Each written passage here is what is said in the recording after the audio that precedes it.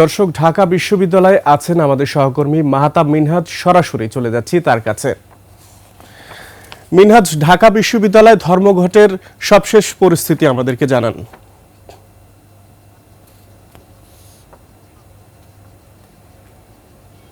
ধন্যবাদ সুমন। আসলে আপনি যেমনটি বলেছেন সংবাদে যে সারা বিশ্বের সঙ্গে তাল মিলিয়ে ঢাকা বিশ্ববিদ্যালয় আজ ক্লাস এবং পরীক্ষা কর্মসূচি পালন করছে। ক্লাস বর্জনের যে কর্মসূচি তারা সেটা কিন্তু সকাল 9টা থেকে ইতোমধ্যে শুরু করেছে।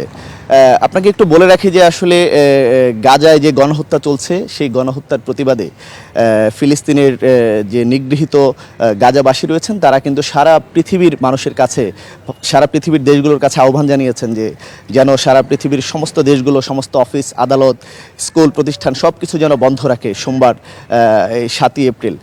সেই আহ্বানে সাড়া দিয়ে কিন্তু সারা পৃথিবীতে আজ এই কর্মসূচিটি পালন করা হচ্ছে। সেই সারা পৃথিবীর সঙ্গে সংহতি প্রকাশ করে ঢাকা বিশ্ববিদ্যালয় কিন্তু সকাল 9টা থেকে, আপনি যেমনটি শুরুতেই বললাম যে তারাও আসলে ক্লাস এবং সকল ধরনের পরীক্ষা আসলে সকাল থেকে তারা এর মধ্যে কর্মসূচিটি পালন করেছে বর্জনের।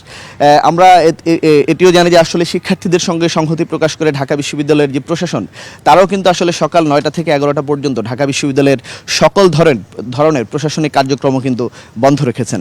আমরা ক্যাম্পাসে এসে যেমনটি দেখতে পেয়েছি যে আসলে শিক্ষার্থীদের সবসময় যেমন একটি সরব উপস্থিতি থাকে, আমরা কিন্তু আজ ক্যাম্পাসে একেবারে শিক্ষার্থীদেরকে দেখতেই পাচ্ছি না। পুরো ক্যাম্পাস একেবারে বলা চলে যে ফাঁকা রয়েছে। আমরা প্রশাসনিক ভবনের সামনে আছি। এখানে আমরা একজন কর্মকর্তাকে পেয়েছি, এখানে সহকারী রেজিস্ট্রার আছেন একজন আমাদের সঙ্গে।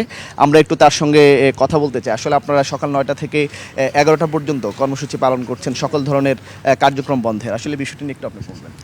বিষয়টা হচ্ছে যে ধন্যবাদ আপনাকে। সেটা হচ্ছে যে আপনারা অবশ্যই জানেন যে ইসরায়েল কর্তৃক গাজাতে যে ইতিহাসের নির্মমতম গণহত্যা চলছে, তার গণহত্যার প্রতিবাদে আজকে সারা বিশ্বব্যাপী শিক্ষার্থীদের মধ্যে একটা প্রতিবাদ ঝড় উঠেছে।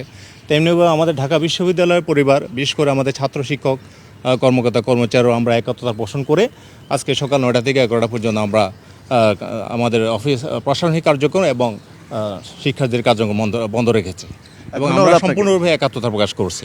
ধন্যবাদ আপনাকে। একবার যেমনটি শুনছিলেন, আসলে প্রশাসনের একজন কর্মকর্তা বললেন যে তারাও আসলে শিক্ষার্থীদের সঙ্গে একাত্মতা পোষণ করে তাদের সমস্ত কার্যক্রম সকাল 11টা পর্যন্ত বন্ধ রেখেছেন।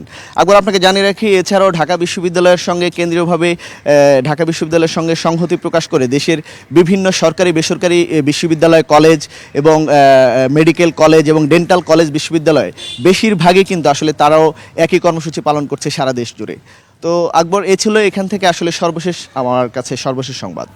মিনহাজ, আপনাকে ধন্যবাদ।